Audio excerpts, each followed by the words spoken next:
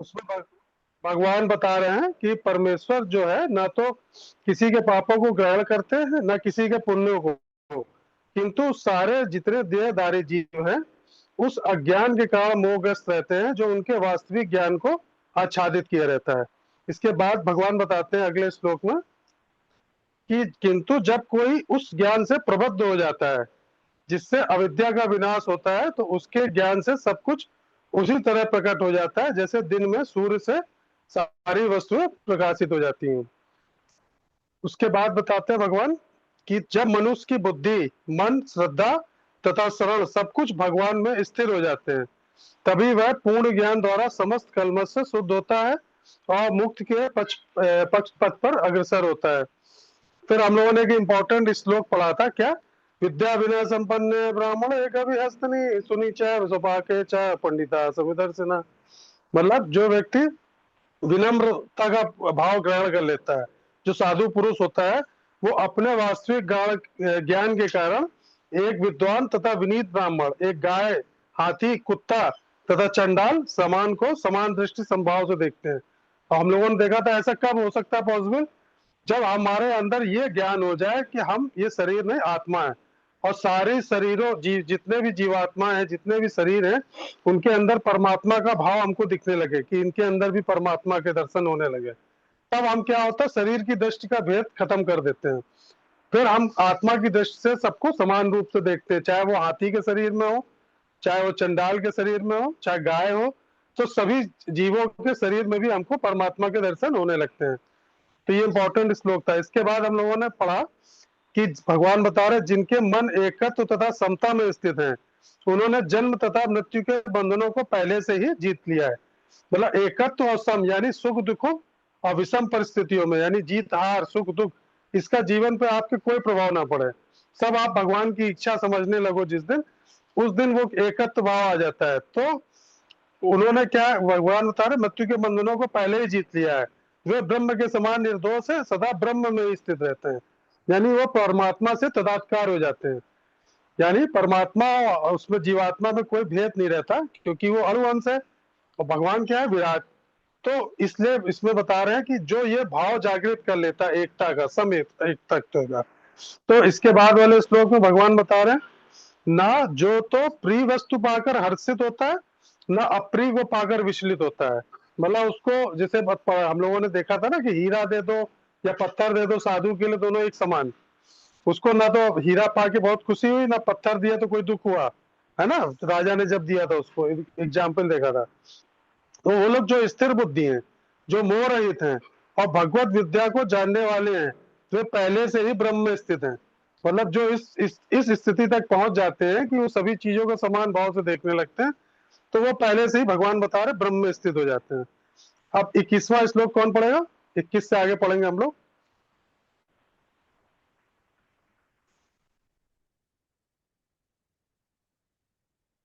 कोई पढ़ रहा है? हरे कृष्णा प्रभु, मैं पढ़ रही।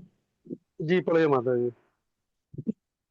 ब्रह्म स्पर्शे शक्तात्मा विन्दयन् यात्मनि यत् शुभम सः ब्रह्म योग इक्तात्मा सुख सुख मच्छ मसृते।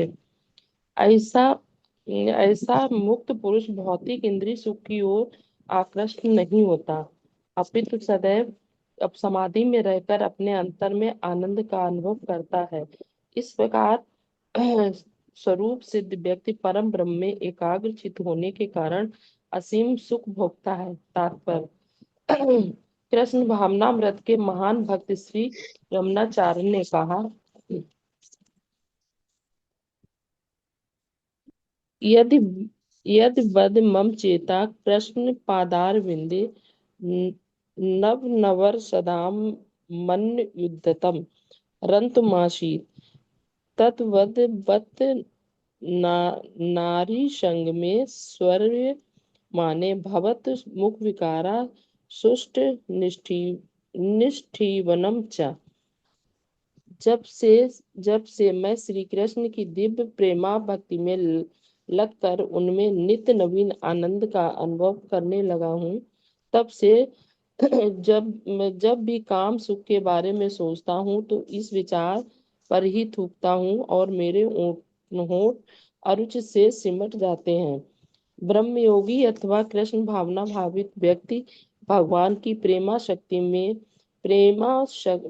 भक्ति में इतना अधिक लीन रहता है कि इंद्रिय सुख में उसकी तनिक भी रुचि नहीं रह जाती। भौतिकता की दृष्टि से काम सुख ही सर्वोपर आनंद है। सारा संसार उसी के बसीभूत है।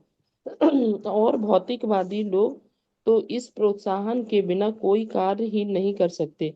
कृष्ण किंतु कृष्ण भावना मृत में लीन व्यक्ति काम सुख के बिना ही उत्साह पूर्वक अपना कार्य करता रहता है। यही आत्म साक्षात्कार की कसौटी है। आत्म साक्षात्कार तथा काम सुख कभी साथ साथ नहीं चलते। कृष्ण भावना भावित व्यक्ति जीवन जीवन मुक्त होने के कारण किसी प्रकार के इंद्रिय सुख द्वारा आकर्षित नहीं होता। हरे कृष्ण। हरे कृष्णा। तो देखिए इस श्लोक में भगवान बता रहे हैं कि जो व्यक्ति बाह्य इंद्रिय सुख में आसक्त नहीं होते, वो क्या होता है, परम आनंद की अनुभूति करते हैं और भगवान के साथ एक निष्ठ होने के कारण वे असीम सुख भोगते हैं। तो जीवात्मा इसमें भगवान बता रहे हैं क्या भौतिक सुख ढूंढता है बाहर। भौतिक सुख कौन सा, जो हमें इंद्रियों के विषयों द्वारा प्राप्त होते हैं। अच्छा देखना, अच्छा खाना, अच्छा सुनना, है ना, जिह्वा को अच्छा स्वाद चाहिए खाने के लिए। तो इस तरह की जो चीजें आदमी चाहता है ना, वो भौतिक बाहर सुख ढूंढता है आनंद में। तो वैदिक धर्मों में बार बार वर्णन है कि जो भगवान होते हैं वो अनंत आनंद के महासागर है। भगवान के अंदर आनंद का महासागर है। जैसे बताया कि आनंदो ब्रह्मेति विजनात्, यानी भगवान को आनंद मानो। केवलानुभावानंद स्वरूप सपरमेश्वरा, भगवान का स्वरूप वास्तविक आनंद ही है। आनंद मात्र कर पाद मुकरोद आदि, यानी भगवान के हाथ पैर मुख और उदर ये सब आनंद के स्वरूप हैं। जो आनंद सिंधु सुख राशि, रामचरितमानस में बताया है भगवान को कि भगवान क्या है, जो आनंद सिंधु सुख राशि है।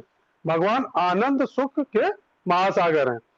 तो शास्त्रों के लिए में जो ये सब श्लोक बताए गए हैं उसमें बिल्कुल क्लियर वर्णन किया गया है कि भगवान क्या है, दिव्य आनंद के महासागर यानी प्रकृति है, परमानंद सुख देने वाले चिदानंद स्वरूप है, सच्चिदानंद स्वरूप है।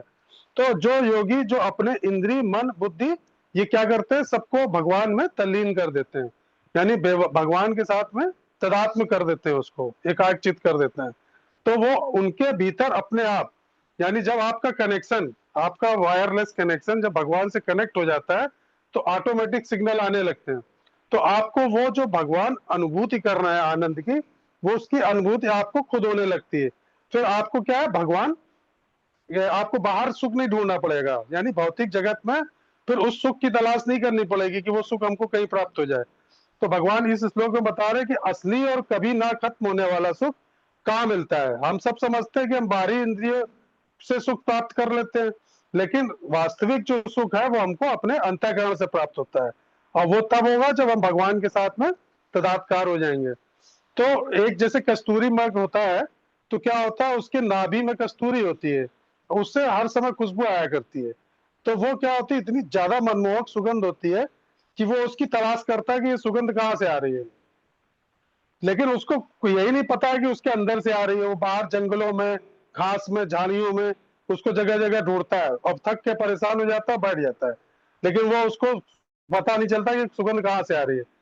लेकिन बाद में जब उसको धीरे धीरे अपनी देह को सूंघता है, उसको ये पता चलता है कि जिसके लिए वो पूरी दुनिया में भटक रहा है, तो वो उसके भीतर है। उसी प्रकार हम लोग क्या, कि परमात्मा हमारे हृदय में अंदर बैठे विराजमान है, और हम लोग सुख कहाँ ढूंढ रहे हैं, बाहर की दुनिया में ढूंढ रहे हैं कि हमको ये प्राप्त हो जाए ये सुख मिल जाएगा, हमको ये प्राप्त हो जाए सुख मिल जाएगा, ये अच्छी चीज खा लेंगे तो हमारी जीव्या को सुख मिल जाएगा, ये अच्छी चीज देख लेंगे सुंदर चीज तो हमारी आंखों को सुख मिल जाएगा। तो इंद्रियों को सुख देने के लिए ढूंढ रहे हैं। तो भगवान कह रहे हैं कि हमको मोबाइल में, पार्टी में, रेव में, मॉल में, शॉपिंग में कुछ देर के लिए तो लगता है कि ठीक है, अच्छा लग रहा है, लेकिन उसके बाद क्या होता है, बाहर फिर हम धीरे धीरे धीरे इन सब चीजों से ऊब जाते हैं, और ये सुख फिर हमको क्या करने लगते हैं, परेशान करने वाले होते हैं। तो जैसे आंखों से कुछ अच्छा देखना, कानों से कुछ अच्छा सुनना, जीभ से अच्छी अच्छी व्यंजनों का स्वाद लेना, इनसे वाला सुख क्या टेम्परेरी होता है ना, क्षण भंगुर। कुछ समय बाद फिर वही चीज बार बार, अब आपको एक रसगुल्ला खिलाएंगे ना तो अच्छा लगेगा, दो खिलाएंगे तो किसी तरह खा लोगे।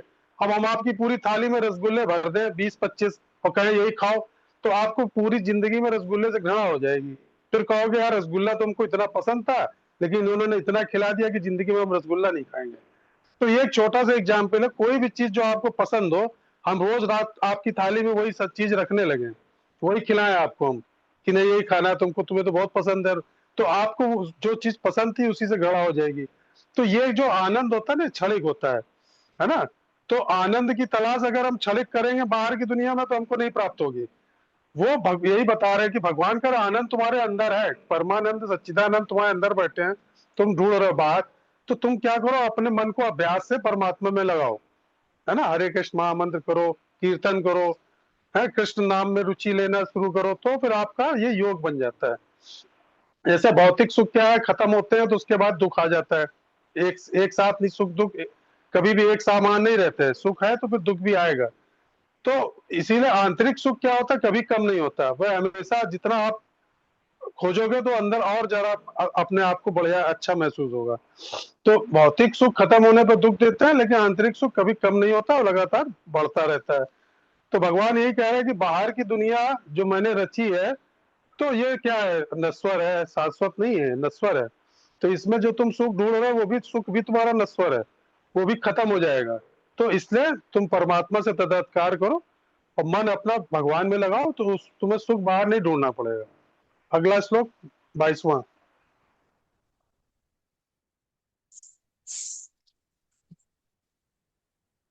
कौन पढ़ेगा?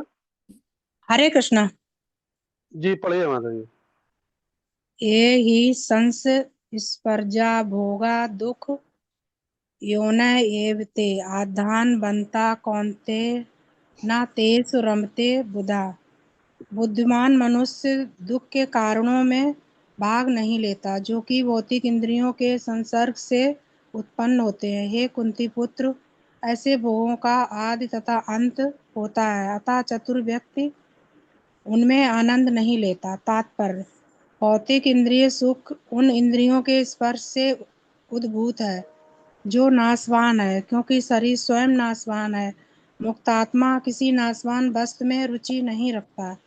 दिव्य आनंद के सुखों से भली भांति अवगत वह भला मिथ्या सुख के लिए क्यों सहमत होगा।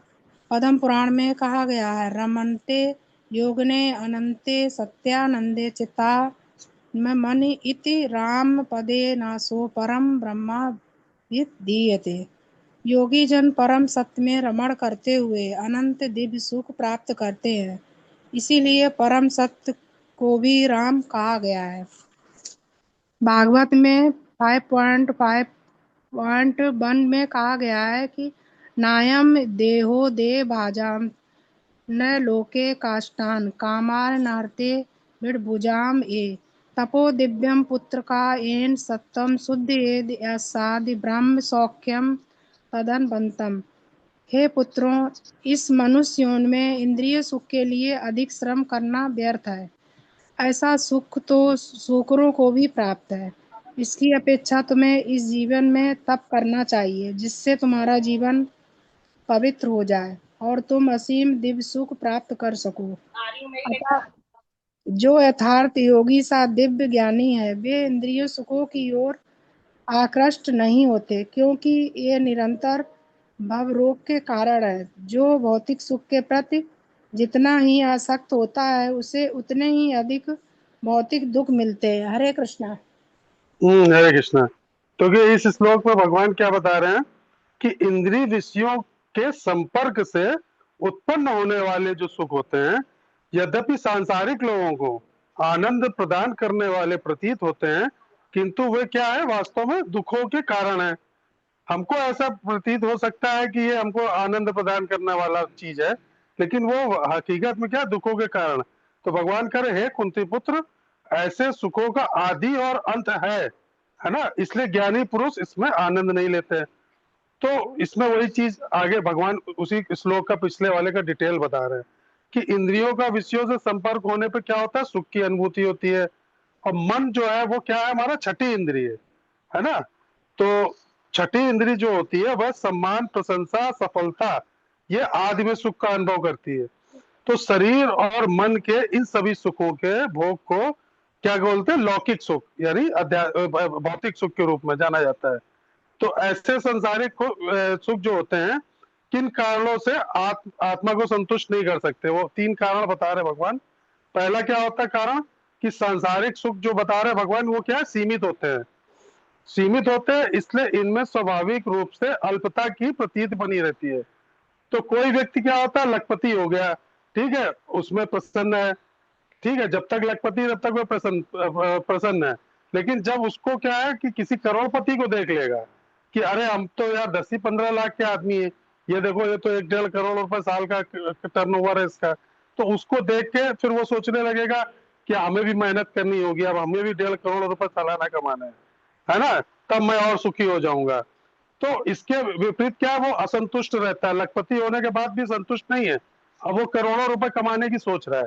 तो इसके विपरीत जो भगवान का सुख जो होता है वो क्या होता है, असीम होता है, कभी खत्म ना होने वाला होता है, और उससे हमको क्या होती है, पूर्ण संतुष्टि की प्राप्ति होती है। दूसरा फिर रीजन बता रहे हैं इसमें भगवान, क्या सांसारिक सुख जो होते हैं वो अस्थायी होते हैं। क्यों अस्थायी होते हैं, क्योंकि एक बार जब ये समाप्त होता है ना, तो उसको क्या होता है, व्यक्ति को पुनः दुख की अनुभूति करने लगते हैं, कि थोड़ी देर के लिए सुख आया यार, ये परमानेंट होता तो अच्छा रहता, फिर खत्म हो गया। जैसे मान लीजिए कोई आदमी शराब पीने का शौकीन है, तो वो शराब पी के उसको लगता है कि हम बिल्कुल 7वें आसमान में उड़ रहे हैं हवा में, या नशा करने के बाद है, और उस समय तो बिल्कुल उससे बड़ा सिकंदर कोई नहीं होगा, उससे बड़ा बादशाह कोई नहीं होगा। लेकिन सवेरे जब नशे की खुमारी उतरती ना, तो कहेगा अरे भाई सर दर्द हो रहा है बहुत ज्यादा, रात में हैंगओवर हो गया, भाई नींबू की चाय पिलाओ, नींबू का पानी पिलाओ। तो ये चीज क्या है, पहले तो तुमने आनंद लिया थोड़े समय के लिए, लेकिन जब उसका साइड इफेक्ट हटा बॉडी से, जब नशा उतरा तो जमीन पे उतर के आ गए। तो वही चीज है ना, भगवान में सुख ढूंढोगे वो शाश्वत होगा, और एक बार अगर प्राप्त कर लिया भगवान से प्राप्त होने वाला सुख, तो वो सदा आनंद में रहेगा। फिर तीसरी चीज इसमें क्या है, संसारिक सुख क्या होता है, जड़ होता है, और इसका क्या होता है, जड़ होने के कारण उसका निरंतर ह्रास होता रहता है, कम होता रहता है। यदि आप कोई पिक्चर देख रहे हैं अवार्डेड मूवी, तो उस समय आपको बहुत अच्छा लगता है, एक बार देख लेंगे बहुत अच्छी मूवी, चलो ठीक है कोई बात नहीं, दोबारा फिर आपका दोस्त पकड़ के ले जाए, तो क्या होगा, दोबारा आपको उतना पता नहीं होगा, क्योंकि आपको उसका आगे का अंत पता है कि आगे क्या होने वाला है। वही जैसे है ना कि सस्पेंस खत्म हो जाता है। फिर तीसरी बार कोई जबरदस्ती आपको फिर कहे यार चलो हमको भी दिखा लो बहुत अच्छी पिक्चर है, अरे कहेंगे नहीं नहीं नहीं नहीं नहीं, नहीं रहने दो, है ना, और जबरदस्ती पकड़ के ले जाए तो क्या होगा, आपका मन वहां नहीं लगेगा, बैठे जरूर हो आप, लेकिन आपको लगेगा कि अरे चलो छोड़ो क्या देख रहे हैं। तो वही चीज है कि कोई चीज अच्छी से अच्छी चीज भी आपको बार बार खिलाई जाए या दिखाई जाए, तो आपका आनंद थोड़े समय बाद समाप्त हो जाएगा, जैसे जैसे आप उसका उपयोग करोगे तो उसका निरंतर ह्रास होता है, यानी आनंद उसका कम हो जाता है। तो इसको अगर आप साइंस के नियम से देखें, तो एक प्रतिफल ह्रास नियम होता है इकोनॉमिक्स में, उसमें इसी की तरह परिभाषित किया गया है कि जब आप किसी वस्तु का निरंतर उपयोग करते हैं, तो उससे मिलने वाला सुख निरंतर घटता रहता है। और भगवान का जो सुख होता है प्राप्त होने, संतुष्टि देता है, क्योंकि भगवान क्या है, सच्चिदानंद, यानी शाश्वत, चिरंतन, निरंतर और नूतन और नवीन, दिव्य है। इस प्रकार यदि भगवान का आप पूरा हरे कृष्ण महामंत्र जपो, तो आपको माला करने के बाद भी लगेगा नहीं एक और कर लें, एक बार और कर ले। तो इसी तरह धीरे धीरे धीरे हम लोगों को हमारे गुरु 16 माला की प्रैक्टिस कराते हैं, फिर जब 16 माला अच्छी लगने लगती तो फिर 32 पे कहते आ जाओ। तो इसी तरह हमसे ये कहा जाता है कि आपको 1 लाख मंत्र निरंतर करने हैं, 1 लाख नाम जब जो व्यक्ति करने लगता है, तो उसकी जो आनंद की अनुभूति है ना, उसको बाहर की दुनिया अच्छी नहीं लगेगी। तो वही चीज बता रहे, कोई स्वस्थ व्यक्ति अधिक मिठाई का सेवन करने की इच्छा का त्याग कर मिट्टी खाने में आनंद नहीं प्राप्त कर सकता।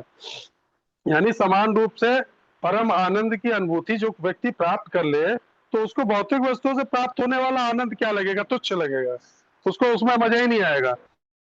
फिर उसको जब हरे कृष्ण महामंत्र में जो नृत्य करने का आनंद होता है ना मंदिर में, तो वो बैंड में डीजे में शादी ब्याह में जो लोग नाचते हैं ना टुमके लगा के, फिर उसमें उसको मजा नहीं आता है, फिर उसको लगेगा अरे क्या ये पागलों की तरह उछल कूद मचा रहे। तो ये एक भक्त की पहचान होती है और एक बाहर के आदमी की पहचान होती है, कि जो भौतिकवादी आदमी होते हैं उनको नागिन डांस पे जमीन में लोट लोट के नाचने में शादी ब्याह में उसमें बड़ा अच्छा लगता है, और हम लोग उनको देख के क्या कहते हैं, देखो पागलों की लोट रहा है जमीन, है ना।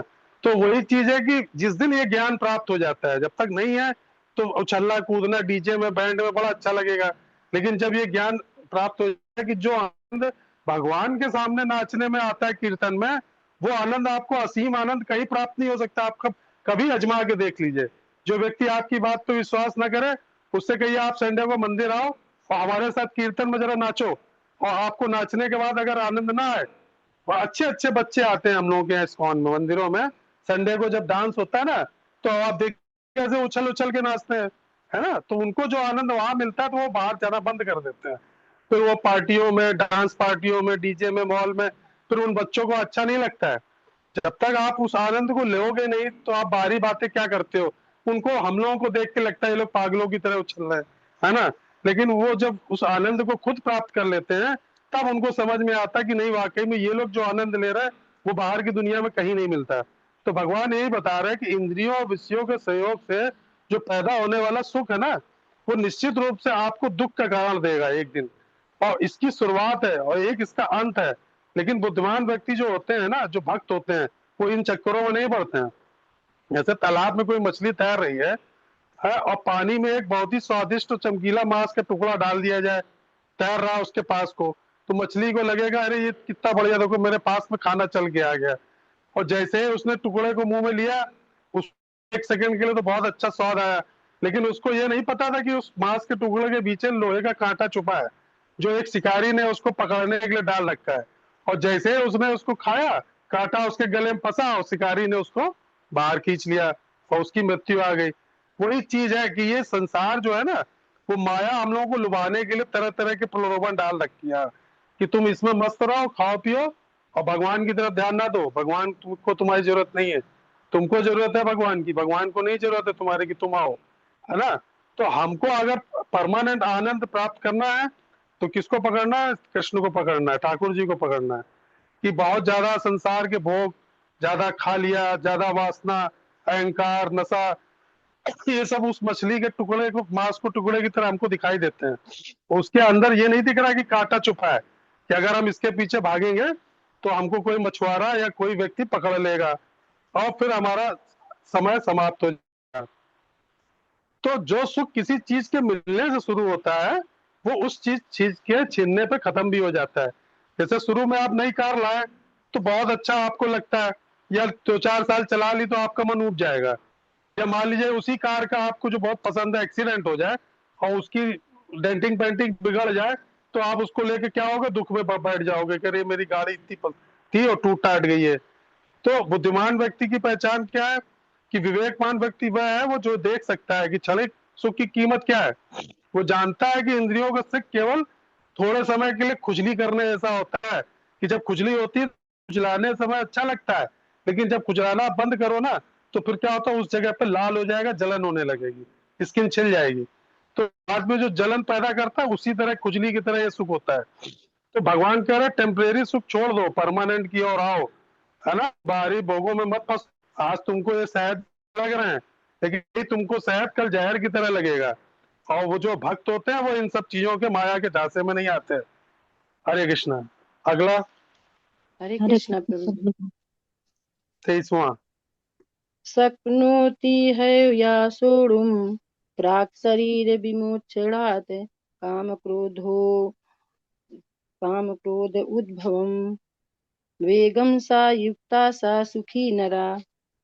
यदि इस शरीर को त्यागने के पूर्व कोई मनुष्य इंद्रियों के वेगों को सहन करने तथा इच्छा एवं क्रोध के वेग को रोकने में समर्थ होता है, तो वह इस संसार में सुखी रह सकता है। तात्पर्य श्रील प्रभुपाद के द्वारा। श्रील प्रभुपाद की जय। यदि कोई आत्म साक्षात्कार के पथ पर अग्रसर होना चाहता है तो उसे भौतिक भौतिक इंद्रियों के वेग को रोकने का प्रयत्न करना चाहिए। ये वेग है कि वाणी वेग, क्रोध वेग, मनोवेग, उदर वेग और उपस्थ वेग तथा जिह्वा वेग। जो व्यक्ति इन विभिन्न इंद्रियों के वेगों को तथा मन को वश में करने में समर्थ है, वह गोस्वामी या स्वामी कहलाता है। ऐसे गोस्वामी नितांत संयमित जीवन बिताते हैं और इंद्रियों के वेगों का तिरस्कार करते हैं। भौतिक इच्छाएं पूर्ण न होने पर क्रोध उत्पन्न होता है और इस प्रकार मन, नेत्र तथा वक्ष स्थल उत्तेजित होते हैं। अतः इस शरीर का परित्याग करने के पूर्व मनुष्य को इन्हें बस में करने का अभ्यास करना चाहिए। जो ऐसा कर सकता है वह स्वरूप प्रसिद्ध माना जाता है और आत्म साक्षात्कार की अवस्था में वह सुखी रहता है। योगी का कर्तव्य है कि वह इच्छा तथा क्रोध को वश में करने का भरसक प्रयत्न करे। हरे कृष्ण प्रभु। हरे कृष्णा। तो भगवान इसमें बता रहे हैं कि जो व्यक्ति अंतर्मुखी होकर असीम आत्मिक सुख का अनुभव करने लगता है तो वे और आत्मिक प्रकाश से प्रकाशित हो जाते हैं। तो ऐसे जो योगी लोग हो जाते हैं वो भगवान से एकीकृत हो जाते हैं और इस संसार से मुक्त हो जाते हैं। तो आंतरिक प्रकाश भगवान कह रहे हैं वो दिव्य ज्ञान होता है जो भगवान की कृपा द्वारा हमारे भीतर कब प्रकट होगा, तब तब प्रकट होता है जब हम भगवान के शरणागत हो जाते हैं, है ना। भगवान को अपना स्वामी और हम अपने आप को दास मानने लगते हैं। तो योग दर्शन में एक वर्ड आता है ऋतंबरा तत्र प्रज्ञा, यानी समाधि की अवस्था में मनुष्य की बुद्धि परम सत्य की अनुभूति में डूब जाती है ना। तो अर्जुन को यह उपदेश देने के बाद कि कामना और क्रोध के आवेग को सहन करना आवश्यक है, तो भगवान अब इसका अभ्यास करने का उपाय बता रहे हैं। क्या? योनता सुख, यानी इस शब्द का मतलब है कि आपको क्या करना, आंतरिक रूप से प्रसन्न होना है। तो इस प्रकार की जो खुशी है, प्रसन्नता है, हमको बाहरी पदार्थों से प्राप्त होती है और दूसरे प्रकार की प्रसन्नता हमें तब प्राप्त होगी जब अपना मन जो है भगवान में लीन कर लेंगे। लेकिन जब भगवान का आनंद हृदय में उमड़ता है तो उसकी तुलना में क्या है, बाहलौकिक सुख जो बताया वो तुच्छ दिखाई देने पड़ते हैं और उनको त्यागना क्या होता है, कम हो जाता है। तो इसमें देखिए प्रभुपाद जी ने जो तात्पर्य में जो ये 6 प्रकार के वेग बताया ना कि वाणी वेग, क्रोध वेग, मनोवेग, उदर वेग, उपस्थ वेग, जिव्या वेग, ये आप उपदेशामृत जब पढ़ेंगे ना तो उसमें 6 प्रकार के वेग पूरा डिटेल बताया रूप गोस्वामी ने, है ना। तो जो इन वेगों को वश में कर लेता है वही गोस्वामी या स्वामी कहलाता है। तो जब वो उस लेवल पे पहुंच जाता है कि 6 प्रकार के वेग उसके कंट्रोल में आ जाए तब उसको गोस्वामी की उपाधि दी जाती है। तो अब यमुनाचार्य जी ने एक श्लोक बोला, यदावधि ममा चेता कृष्ण पदार विंदे नव नव रस धाम नुवत रंतुम आसीत तदावधिवत नारी संग में स्मर माने भवती मुख विकारा सुष्टु निष्ठिवनम च। इसका मतलब जब से मैं भगवान कृष्ण के चरणों का ध्यान करने लगा हूँ तब से मैं नित्य असीम आनंद अनुभव करने लगा हूँ। यदि अचानक मेरे मन में काम सुख का भी विचार आ जाए तो मैं उस विचार पे भी थूकता हूँ और मेरे जो ओंठ है वो अरुचि से सिमट जाते हैं। तो हमें उस लेवल तक पहुंचना है कि जब हमको अंतरात्मा में सुख प्राप्त होने लगे और रमण करने वाला आनंद प्राप्त होने लगे अंतर ज्योति से, तब हमको समझना चाहिए कि हम जो है उस लेवल पे पहुंच गए। अब एक बहुत सुंदर महल है ना, उसकी दीवारों पे क्या रंग बिरंगे तरह तरह के अलग अलग कलर के कांच की खिड़कियां लगा दी गई। तो दिन में जब सूरज की रोशनी बाहर से आती थी तो कांच जो थे वो हीरे की तरह 7 रंगों में चमकते थे और महल में जो लोग रहते थे बहुत खुश होते थे। और लेकिन जैसे ही रात होती थी बादल छा जाते थे तो क्या होता था, महल में अंधेरा हो जाता था और जो लोग रह रहे थे उदास हो जाते थे। हम सब लोग भी ऐसे ही हैं कि हम लोग बाहर के जो रोशनी है, बाहर का सूरज है, पैसा है, रिश्ता है, तारीफ है, उस पर डिपेंड हो जाते हैं। और सुख की रोशनी आती है बाहर से तो हम चमकने लगते हैं, फिर खत्म हो गया सुख तो फिर अंधकार में डूब गए। तो एक दिन क्या किया, महल का जो मालिक है उसने वाला, उसने बीचों बीच क्या किया, एक दीपक घी का जला के रख दिया। तो दीपक जलाने के बाद क्या हुआ, पूरे कांच जो है अंदर से चमकने लगे। अब वो बाहर की सूरज की रोशनी पर डिपेंड नहीं है, चाहे रात हो जाए चाहे बादल हो जाए, अंदर कांच उसके परमानेंट चमकते रहे और आपको खिड़कियों की ओर नहीं देखना है। तो भगवान यहाँ यही चीज बता रहे हैं कि आपको अपने अंदर वाले परमात्मा रूपी दीपक को जलाना है, जिसको अंतर ज्योति बोलते हैं। तब आपको बाहर की परिस्थितियों का खुश रहने के लिए गुलाम नहीं रहना पड़ेगा, फिर वो आप क्या हो जाओगे, अंतर्राम हो जाओगे, है ना। तो अंतर सुख क्या है, ये जैसे खुश रहने के लिए किसी व्यक्ति, वस्तु या स्थान की आपको कभी जरूरत ना पड़े, तब वो होता है अंतर सुख। और अंतर्राम क्या होते हैं, जो अकेलेपन आदमी बोर नहीं होता है। कहते हैं ना कि कोई व्यक्ति देखो अकेले में बहुत अच्छा लगता है हमको, तो वो उस व्यक्ति के क्या होते हैं, इनर रिक्रिएशन वाले लोग होते हैं। यानी अपने में बहुत अच्छा लगता है, क्योंकि वो अपने भीतर के साथ जो ईश्वर बैठा है ना, उसके साथ बातचीत करने में मस्त रहते हैं, उसी में आनंद में रहते हैं। और ब्रह्मभूत कौन लोग होते हैं? जैसे घड़े का पानी समुद्र में मिला दें तो समुद्र ही हो जाता है, वैसे ही अपनी आत्मा में डूबने वाला व्यक्ति परमात्मा का ही रूप हो जाता है। हरे कृष्णा। अगला श्लोक 24वां। हरे कौन कृष्ण पढ़ रहा है? प्रभु जी। पढ़ जी पढ़े। हाँ पढ़िए। यो 24वां ना। यो अंता हम्म। सुखो अंतराम राम स्थितात ज्यो ज्योतिरेव यः सा योगी ब्रह्मा निर्वाण ब्रह्मा भूतो अधिगच्छति। जो अंतःकरण में सुख का अनुभव करता है, जो कर्मठ है और हाँ, अंतःकरण में ही रमण आप करता है तथा जिसका 25वां लक्ष्य पढ़िए, 25वां। अंतमुखी होता है, हरे कृष्णा। हरे वह कृष्णा। सचमुच पूर्ण योगी है। वह ब्रह्मा में मुक्ति पाता है और अंततो गत्वा ब्रह्मा को प्राप्त होता है। तात्पर्य, जब तक मनुष्य अपने अंतःकरण में सुख का अनुभव नहीं करता, तब तक भला ब्रह्मा सुख को प्राप्त कराने वाली ब्रह्मा बाहरी क्रियाओं से वह कैसे छूट सकता है। मुक्त पुरुष वास्तविक अनुभव द्वारा सुख भोगता है, अतः वह किसी भी स्थान में मौन भाव से बैठकर अंतःकरण जीवन के कार्यकलापों का आनंद लेता है। ऐसा मुक्त पुरुष कभी बाह्य भौतिक सुख की कामना नहीं करता। यह अवस्था ब्रह्मभूत कहलाती है, जिसे प्राप्त करने पर भगवत धाम जाना निश्चित है। हरे कृष्ण। आगे का भी पढ़ 25। दे क्या? हाँ 25वां ही पढ़ दीजिए।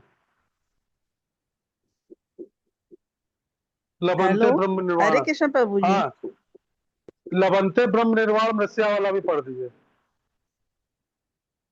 आवाज ही नहीं है। हरे कृष्णा। आगे का पढ़ दें क्या? हाँ पढ़िए आगे का। अच्छा। लभन्ते ब्रह्मा निर्वाण मृषा क्षीण कल्मषा छिन्न दैधा यतात्मान सर्वभूत भूते हिते रता। जो लोग संयश से उत्पन्न होने वाले दैत्य से परे हैं, जिनके मन आत्म साक्षात्कार में रत हैं, जो समस्त जीवों के कल्याण कार्य करने में सदैव व्यस्त रहते हैं और जो समस्त पापों से रहित हैं, वे ब्रह्मा निर्वाण मुक्ति को प्राप्त होते हैं। तात्पर्य, वही व्यक्ति सभी जीवों को कल्याण कार्य में रत कहा जाएगा तो कामनाभीत है। जो जब व्यक्ति के वास्तविक ज्ञान हो जाएगा कि सभी वस्तुओं में, तब वो भी करता है सबों के हित को ध्यान में रखकर करता है। परम भोक्ता, परम नियंता तथा परम सखा कृष्ण को भूल जाना मानवता के क्लेशों का कारण है। अतः मानवता के लिए कार्य करना सबसे बड़ा कल्याण कार्य है। कोई भी मनुष्य ऐसे श्रेष्ठ कार्य में तब तक नहीं लग पाता जब तक वह स्वयं मुक्त न हो। कृष्ण भावना भावित हृदय में कृष्ण की सर्वोच्चता पर बिल्कुल संदेह नहीं रहता। वह इसलिए संदेह नहीं करता क्योंकि वह समस्त पापों से रहित होता है। ऐसा है यह दैवी प्रेम। जो व्यक्ति मानव समाज का भौतिक कल्याण करने में ही रत रहता है, वास्तव में किसी की भी सहायता नहीं कर सकता। शरीर तथा मन में क्षणिक खुशी संतोषजनक नहीं होती। जीवन संघर्ष में कठिनाइयों का वास्तविक कारण मनुष्य द्वारा परमेश्वर से अपने संबंध में की विस्तृति में ढूंढा जा सकता है। जब मनुष्य के साथ अपने संबंध के प्रति सचेत रहता है, तब वह वास्तव में मुक्तात्मक होता है, भले ही वह भौतिक शरीर में के जाल में फंसा हो। हरे कृष्ण प्रभु जी। हरे कृष्णा। देखिए इस श्लोक में भगवान बता रहे हैं कि वे मनुष्य जिनके पाप समाप्त हो जाते हैं और जिनके संशय मिट जाते हैं और जिनका मन संयमित होता है, वे सभी प्राणियों के कल्याणार्थ कार्य करते हैं। है ना? वह सभी प्राणियों में जब भगवान को देखने लगते हैं तो उनके अंदर दया और कल्याण की भावना उत्पन्न होती है। वे भगवान को पा लेते हैं और संसारिक बंधनों से भी मुक्त हो जाते हैं। तो पिछले श्लोक में भगवान ने बताया था कि उन साधुओं की अवस्था को बताया था कि जो अपने भीतर भगवान के सुख का अनुभव करते हैं, आनंद का। और इस श्लोक में क्या बता रहे हैं? संत महात्माओं की अवस्था का वर्णन बता रहे हैं, जिनमें सभी प्राणियों के कल्याण की भावना आ जाती है। तो रामचरितमानस में बताया है, एक इस चौपाई आती है, परोपकार बचन मन काया संत सहज स्वभाव खगराया। यानी करुणा क्या होती है? संतों की स्वाभाविक प्रकृति, नेचर में होता है करुणा। इससे प्रेरित होकर वे अपनी वाणी, मन और शरीर का प्रयोग दूसरों के कल्याण के लिए करते हैं। तो एक छोटी सी आपने सुनी होगी घटना है कि एक बार क्या हुआ, एक साधु एक नदी में नहा रहे थे, स्नान कर रहे थे। तो उन्होंने देखा क्या कि एक उसी पानी में बिच्छू बह के जा रहा है। तो उन्होंने सोचा कि लाओ ये डूब जाएगा, लाओ इसको उठा के हम किनारे कर दें। उन्होंने जैसे ही उसको हथेली में उठाया, बिच्छू ने उनको डंक मार दिया। दर्द की वजह से बिच्छू फिर गिर गया पानी में। फिर उन्होंने उठाया, फिर उसने डंक मारा, फिर गिर गया। वो बार बार उठाते रहे, बार बार वो डंक मारता रहा। अंत में किसी तरह उन्होंने उसको उठा के किनारे किसी तरह रख दिया है। तब तक वो 8-10 बार उनको काट चुका था। तो उन्हीं के साथ में जो शिष्य थे, उनके बोले, महाराज गुरुजी ये बताओ आप कि जब वो आप दिख रहा है कि वो आपको काट रहा है, तो आप उसको छोड़ क्यों नहीं देते, आप क्यों बचा रहे हो उसको? तो उन्होंने यही बताया कि देखो, हम है संत, संतों की प्रकृति क्या है? करुणा, दया। हमारे अंदर जो हमारी स्वाभाविक प्रकृति है दया और करुणा, और जो ये बिच्छू है इसकी क्या स्वाभाविक प्रकृति? डंक मारना। ये जिसको भी जाएगा उसको डंक ही मारेगा। तो जब वो अपनी नई प्रवृत्ति छोड़ रहा, तो मैं संत होकर अपनी करुणा और दया की प्रवृत्ति कैसे छोड़ सकता हूँ? वही इस श्लोक में ये घटना वो आती है। तो भगवान बता रहे परोपकार तो प्रशंसनीय कार्य होता है, किंतु केवल शरीर के कल्याण संबंधी कार्यों का जो परिणाम है वो अस्थायी है। यानी जब आप एक भूखे व्यक्ति को खाना खिला देते हैं, तो क्या होता है? उसकी भूख तो शांत हो जाती है, लेकिन 4 घंटे बाद जब वो फिर भूखा होगा तो क्या होगा? फिर मांगेगा जाके, है ना? तो इस तरह आप उसको खाना खिला के उसका कल्याण नहीं कर रहे हो। कि आदमी सोचता है कि अरे हमने उसको पैसे नहीं दिए, हमने उसको खाना खिला दिया है, तो उसका वास्तविक कल्याण थोड़े ना आप कर रहे हो। वास्तविक कल्याण क्या है?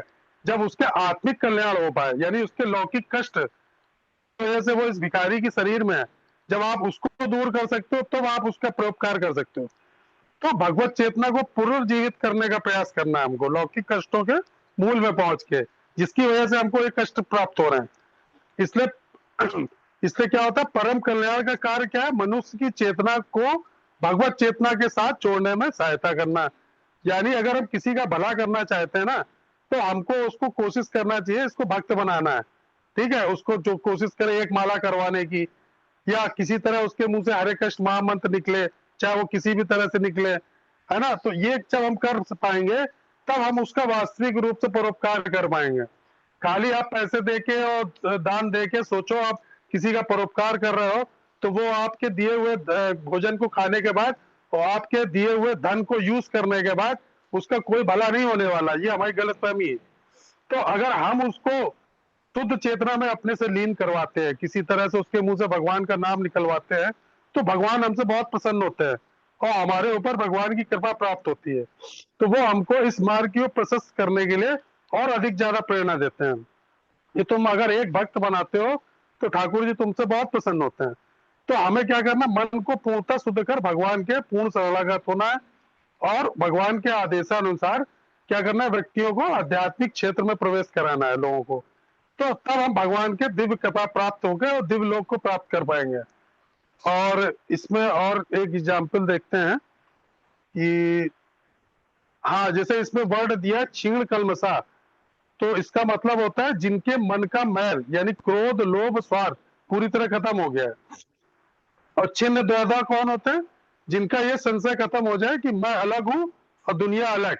सबके अंदर वो भगवान के रूप को देखते हैं, एकत्व को देखते हैं। यथात्माना कौन होते हैं? जिनका अपनी इंद्रियों और मन पर पूरा कंट्रोल होता है। सर्वभूत हिते रता कौन होते हैं? जो केवल अपनी मुक्ति नहीं चाहते हैं, बल्कि वो सभी जीवों पर दया करना चाहते हैं। पूरे परमात्मा की जितनी सृष्टि है, जितने जीव हैं, उनके भले के लिए सोचते हैं हर समय और उसके लिए काम करते हैं। हरे कृष्ण। अगला श्लोक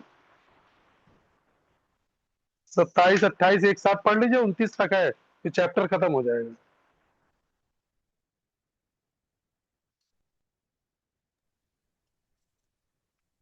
कौन पढ़ रहा है? हरे कृष्ण प्रभु जी पढ़े। जी पढ़िए 27-28।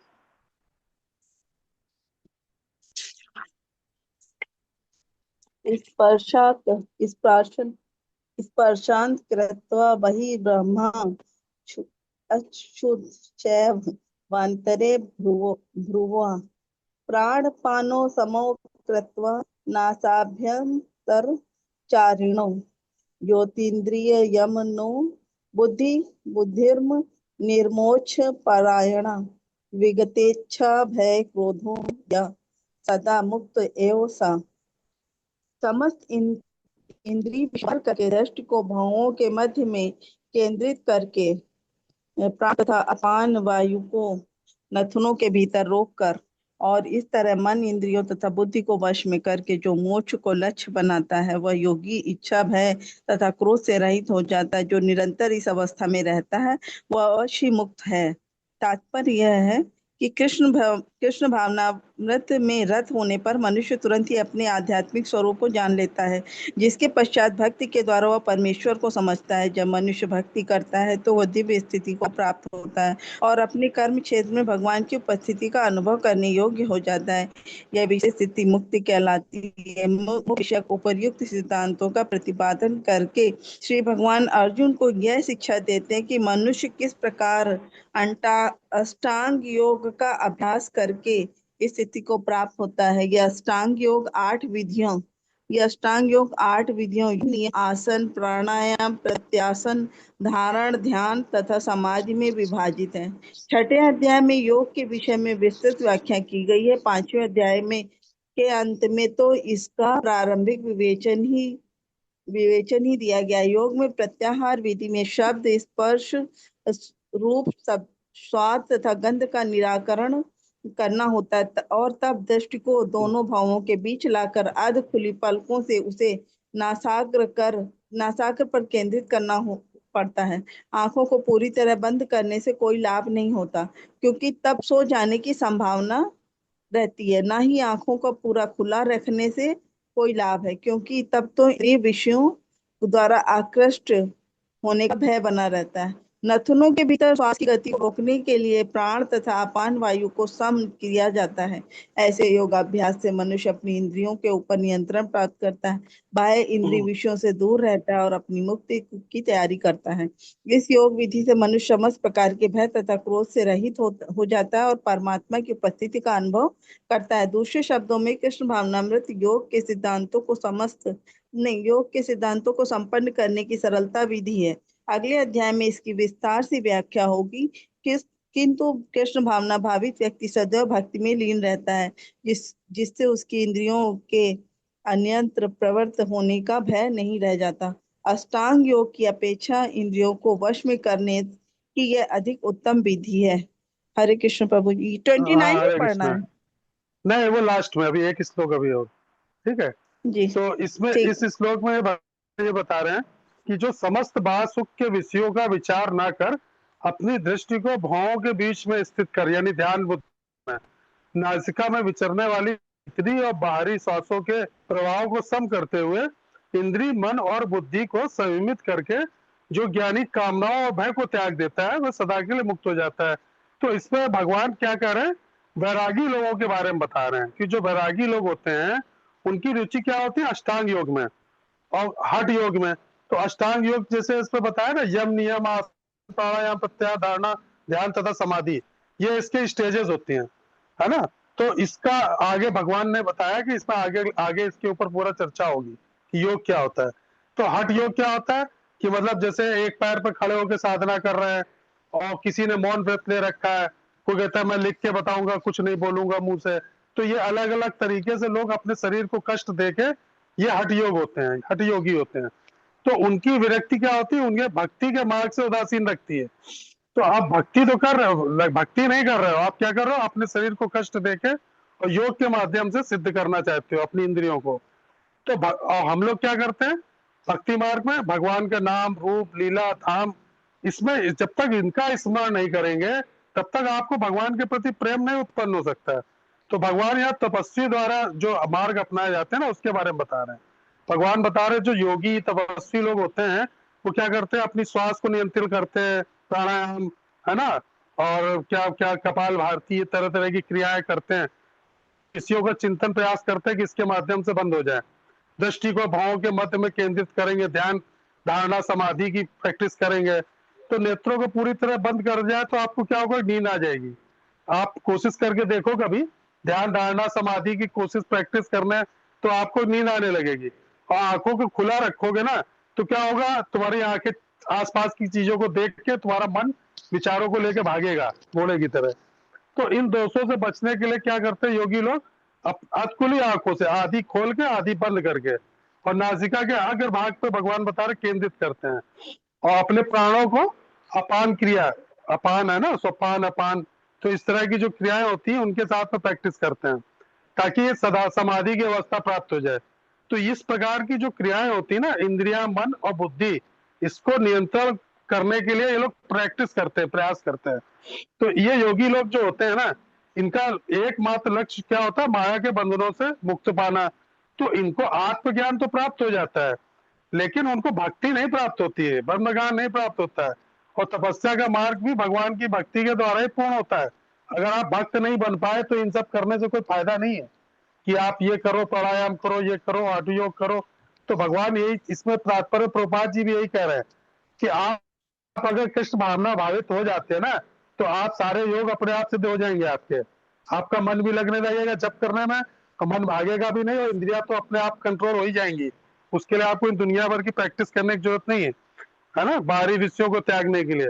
आपको क्या बनना है जीवन में, कछुए की तरह। जैसे कछुआ आराम से चल रहा होता है ना, तभी उसको पकड़ने के लिए कोई शिकारी मारने के लिए आता है, तो कछुआ क्या करता है, चारों पैर और सर को तुरंत अपने कवच के भीतर खींच लेता है और बिल्कुल पत्थर की तरह हो जाता है। कई देखे होंगे आपने वीडियो, शेर भी नहीं उसको तोड़ पाता, नहीं, मगरमच्छ तक नहीं खा पाता उसको, चबा चबा नहीं पाता।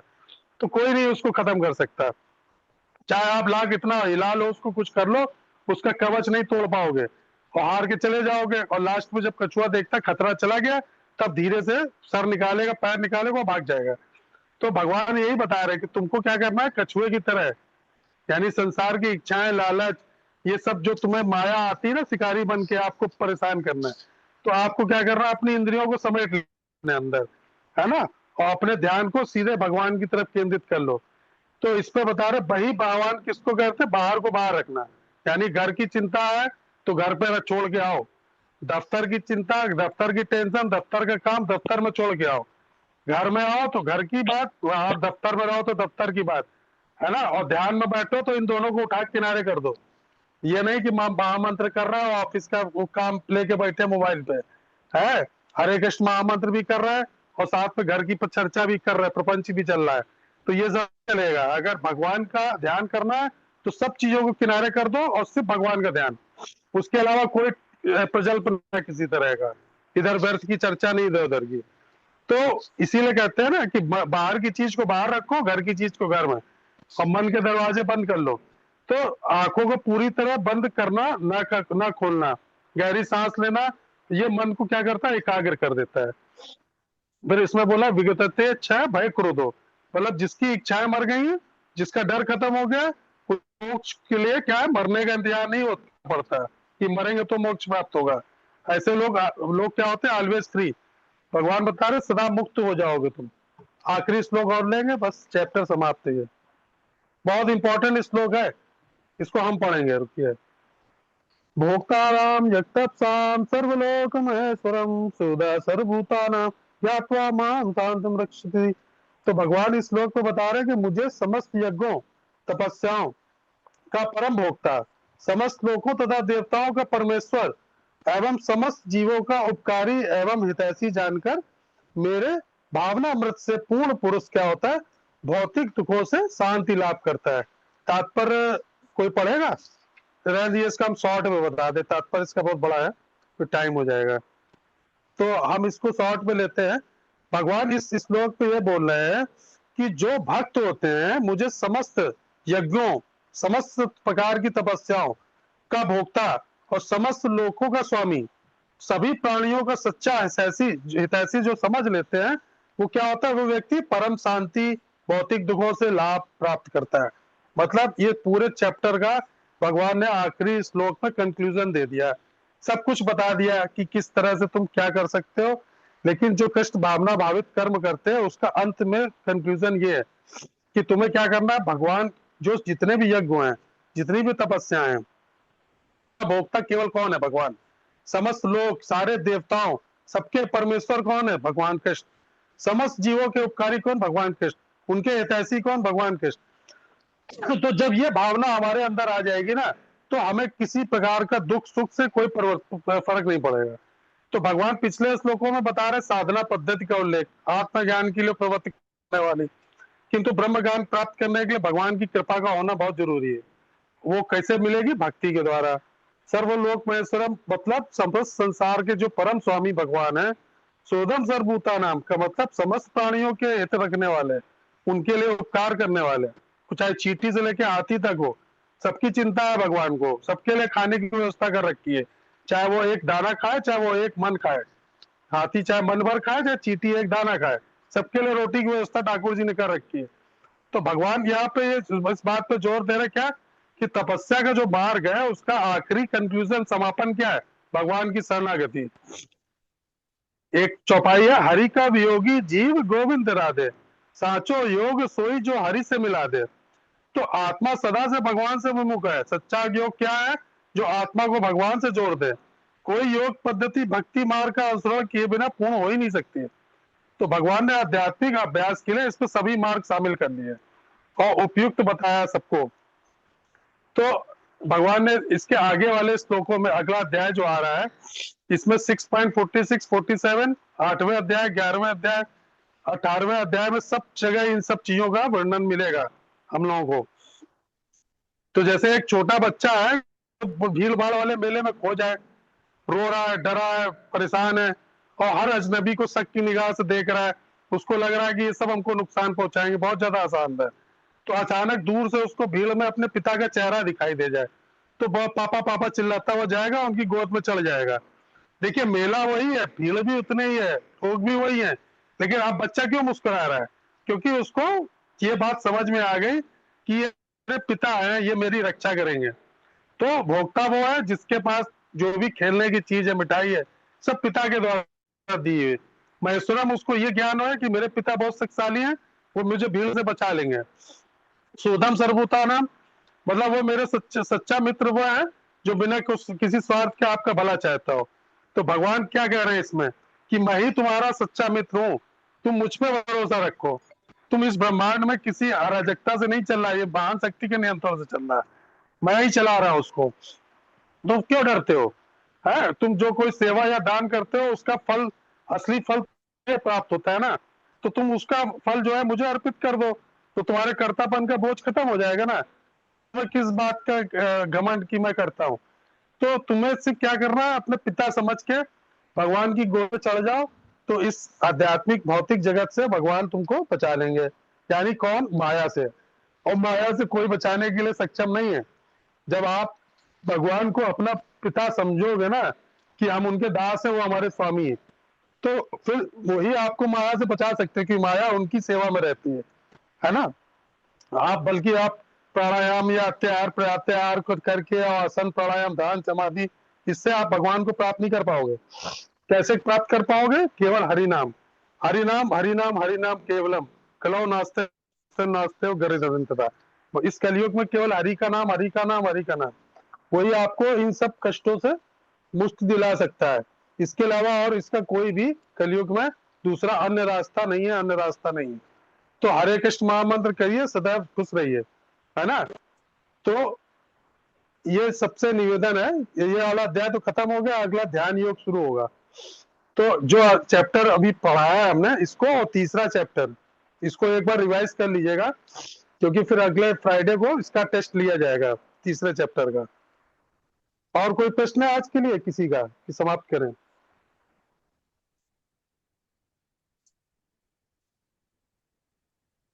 हरे कृष्ण प्रभु जी। जी पूछिए। तीनों, थर्ड फोर्थ और फिफ्थ तीनों से क्वेश्चन आएंगे? क्या? नहीं नहीं, थर्ड चैप्टर से खाली। सिर्फ थर्ड चैप्टर से? हाँ, अभी फोर्थ फिफ्थ तो अभी कहाँ, फोर्थ फिफ्थ बाद में होगा ना, अभी सेकंड होगा, फर्स्ट सेकंड थर्ड कर लेंगे। अच्छा, नहीं हमने कहा सब तीनों से मिला के आएगा। नहीं नहीं, सिर्फ थर्ड, अलग अलग चैप्टर का ना, थर्ड का लेंगे, फिर फोर्थ का, फिर फिफ्थ का बाद में। ठीक है, अच्छा, ठीक है। हरे कृष्ण। हरे कृष्ण। माला माला जरूर करिए सब लोग, रिक्वेस्ट है आप लोगों से सबसे, है ना। और डेली अपडेट किया करिए ग्रुप में, चाहे 2 करे चाहे 1 करे, उसमें कोई संकोच नहीं है कि आज मेरी 2 हुई या 4 हुई। जितनी करें अच्छी बात है, अगले दिन प्रयास करेंगे ज्यादा कर लें, है ना। हरे कृष्ण।